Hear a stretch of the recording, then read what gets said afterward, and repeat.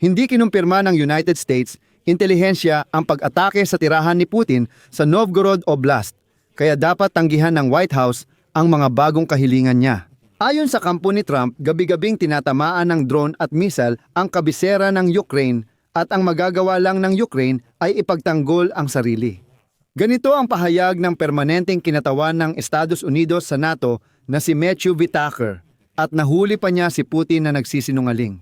Alam mo, parang medyo hindi magalang na maging sobrang malapit sa isang kasunduang pangkapayapaan. Gusto talaga ng Ukraine ng kasunduan, pero minsan gumagawa sila ng padalos-dalos o di kapaki-pakinabang na hakbang. Kaya aalamin natin gamit ang mga impormasyon mula sa intelihensya. Para sa akin, ang pinakamahalaga ay kung ano ang sasabihin ng mga ahensya ng intelihensya ng Estados Unidos at ng mga kaalyado. Ngayong unang araw ng 2026 muling nag-ulat ang kanluraning media tungkol sa pagkakapatid sa negosasyon para tapusin ang digmaan sa Ukraine. Pero si Donald Trump pa rin ang nananatiling pangunahing manlalaro dito.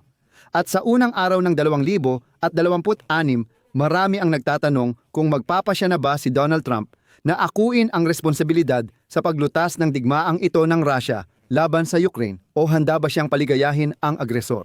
Sa bisperas ng bagong taon, mainit na binati ng United States Embassy sa Moscow ang mga Ruso at sinabing may magkakatulad na halaga ang Russia at Amerika. Pero sa parehong panahon, sinasabi ng mga insider na nauubos na ang pasensya ni Trump at handa na siyang pumasok sa kasaysayan bilang ang taong tumulong sa Ukraine na magwagi. Handa na si Trump na ideklara itong kanyang digmaan. Ngunit para magawa iyon, kailangan niyang bitawan ang mga ilusyon at pakikipagkalakalan sa mga Ruso matapos ang digmaan. Ngunit kapalit nito, maaaring makuha ni Trump ang mas higit pa.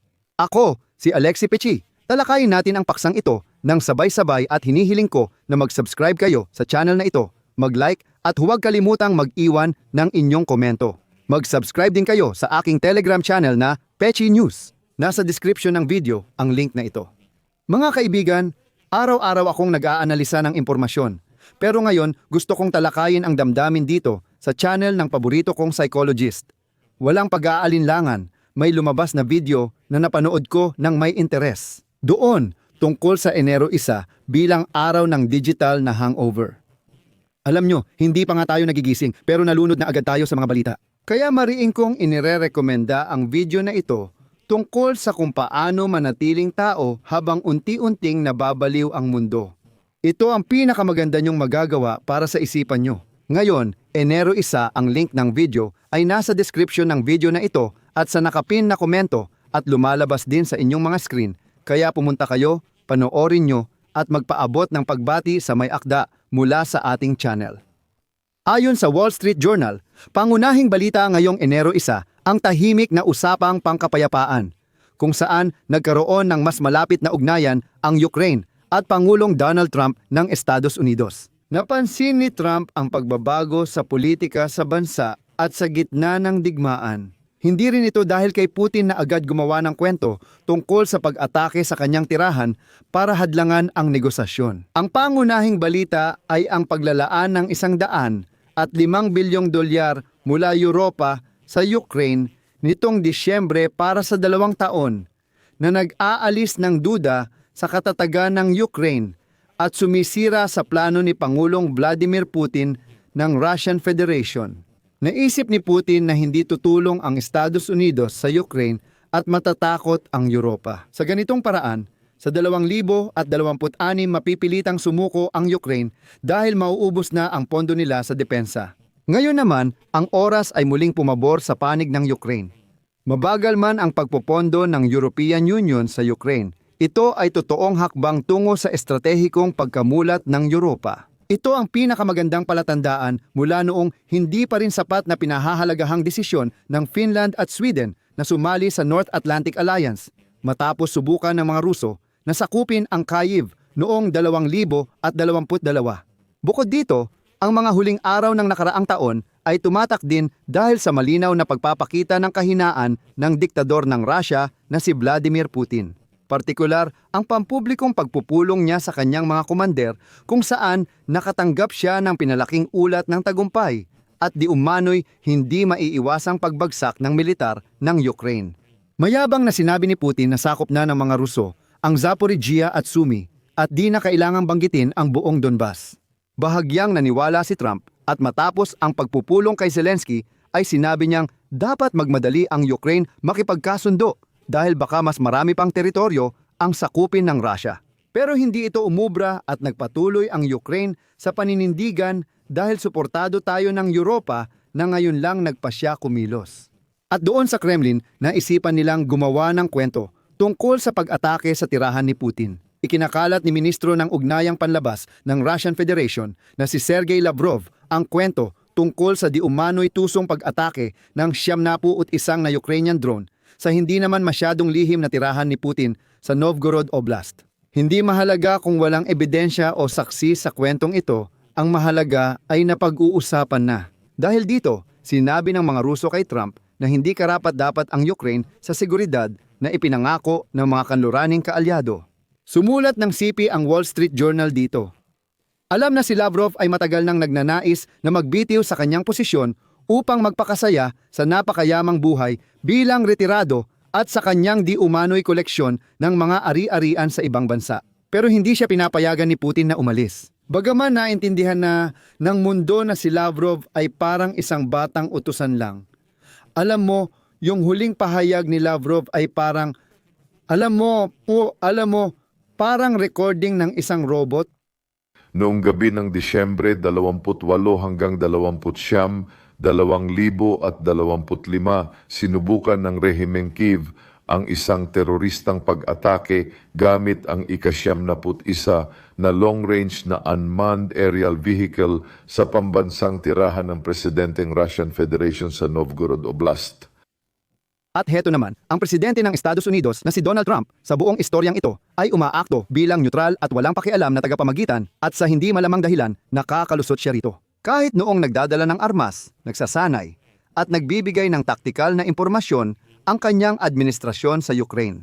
Nagpapanggap si Trump na mas mataas siya sa iba at parang tagahatol lang.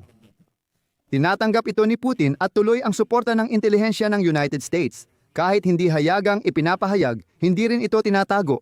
Patuloy ang pagpasok ng armas ng United States sa Ukraine, kahit sa Europa dumadaan. Walang opisyal na kaugnayan ang autoridad ni Trump sa anumang resulta, maliban sa pagtatag ng kapayapaan. Gayunpaman, kumikilos si Trump na parang kahit na-neutralize na ang Ukraine, hindi pa rin ito pabor sa kanyang o sa Amerika. At dito nagsisimula ang pinakatusong bahagi ng laro. Sa totoo lang, si Trump gaya ng ibang politiko ay maingat at tinutimbang ang magkakasalungat niyang interes. Ngayon, imposible nang makamit ang tunay na kapayapaan dahil tinatanggal ang posibilidad na gamitin ang parusa para baguhin ang kalkulasyon ni Putin, ang diktador ng Russia. Sa ngayon, balak ni Trump na gamitin ng husto ang gantimpala, nangangakong bibigyan ang Russia ng kalakalan at negosyo kapalit ng pagtigil ng digmaan. Pero maaaring maging ang 2026 ang taon kung kailan si Trump marahil hindi sa publiko, ngunit ipapahayag na mula ngayon ay ito na ang digmaan ni Donald Trump. Mapipilitan siyang pumasok sa paglala ng tunggalian kay Putin, kung saan tiyak na magwawagi si Donald Trump. Ngunit ito ay magdudulot sa kanya ng pagkawala ng bahagi ng suporta ng Make America Great Again. Wala itong maidudulot na bagong respeto sa kanya mula sa mga demokratiko o republikano na kailanman ay hindi sumuporta kay Donald Trump at matagal nang humihiling sa kanya ng ganitong mga aksyon mula nang siya ay bumalik sa White House. Panahon na para magdesisyon si Donald Trump. Maaaring iniisip ni Donald Trump na katulad siya ni Richard Nixon, ang ika-37 na presidente ng Estados Unidos. Ibig sabihin, kung aakuin niya ang responsibilidad para sa digmaan na minana niya, matatanggap niya ang matinding batikos mula sa mga taong pinagmulan din ng digmaang ito. Paalala lang, si Richard Nixon ang nagsikap tapusin ang digmaan sa Vietnam mula simula ng kanyang pagkapangulo. Kahit tinawag niya itong digmaan ng dating presidente noong una. Ibig sabihin, pareho lang talaga ang kwento, pero nagawa iyon ni Nixon noon at sa kasaysayan nakilala siya sa ganung papel. Pero dito, gamit ang mga salita ni Trump na ibigay na ang mga pangunahing baraha. Kung hindi aakuin ni Trump ang responsibilidad, patuloy na magtatagal ang digmaan at maghahanap pa rin si Putin ng paliwanag ng tagumpay para mabawi agad ang mga estratehikong pagkatalo ng Rusya. Bukod pa rito, hanggat hindi kinokontrol ni Trump ang sitwasyon, patuloy na mag-iimbento si Putin ng mga pag-atake sa kanyang tirahan para hadlangan ang mga negosasyon. Magbibigay pa ako ng sipi mula sa Wall Street Journal. Hindi katanggap-tanggap para sa NATO at Europa ang pagkatalo ng Ukraine. Sa ngayon, ipinagpaliban muna ng European Union ang kaduda-dudang ideya tungkol sa mga nakapirming ari-arian ng Russia, isang ideya na walang saysay dahil sapat na ang yaman ng Europa para suportahan ang Ukraine at sabay na panatilihing nakapirmi ang mga ari-arian ng Russia. Laging mahirap para sa Europa na kumilos ayon sa sarili nitong estratehikong interes. Marami pang magagawa ang Estados Unidos at Europa para bawasan ang kita ng Russia mula enerhiya. Ngunit nakakamit na nila ang tagumpay at nakikita na ang mga resulta. Ano ang naitutulong ng mga pag-atake ng Ukraine sa mga oil refinery ng Russia at sa fleet ng mga oil tanker sa Dagat Itim? Sa ganitong di malinaw na sitwasyon, mahalaga at komplikado ang interes ng China sa digmaan. Nababahala ang Beijing sa posibleng pagkatalo at pagpapatalsik kay Putin, pero nakikita rin nito ang mga benepisyo sa unti-unting pagbagsak ng Russia. Mahalaga pa rin si Trump at posibleng mapabilis niya ang pag-aayos. Ngunit kailangan niyang akuin ang responsibilidad sa nangyayari sa Ukraine na salungat sa sarili niyang interes. Gayunpaman, maaaring magbago ang kanyang posisyon sa ikalawang termino kapag malapit na siyang matapos sa kanyang panunungkulan at mawalan ng impluensya. Mahalaga rito na napansin ng mga analista na kumikilos na si Trump na parang isang pangulo na nakikita ang mga oportunidad sa panlabas na politika para sa impluensya kapag ang kanyang panloob na posisyon ay hindi maiiwasang hihina. Ibig sabihin, malinaw na noong unang taon ay nasa rurok siya, ngunit pagkatapos ay nagsimulang bumagsak ang kanyang mga panloob na posisyon sa loob ng Amerika. Kaya, kailangan ng panlabas na tagumpay para ipakitang malakas pa rin ang pangulo. Hindi malabong muling suriin ni Trump ang sitwasyon sa Ukraine, lalo na pagkatapos ng midterm elections sa Kongreso.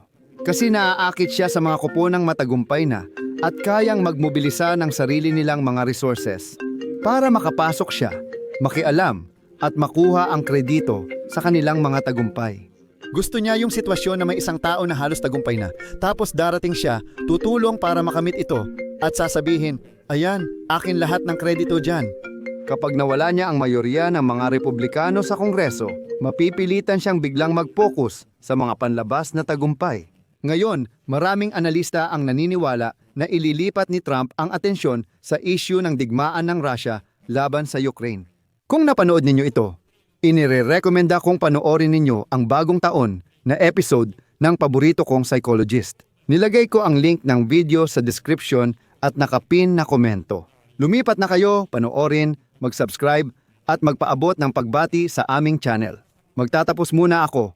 Huwag kalimutang mag-subscribe at i-click ang kampanilya para sa abiso sa bagong episode. Muli, maligayang bagong taon sa lahat.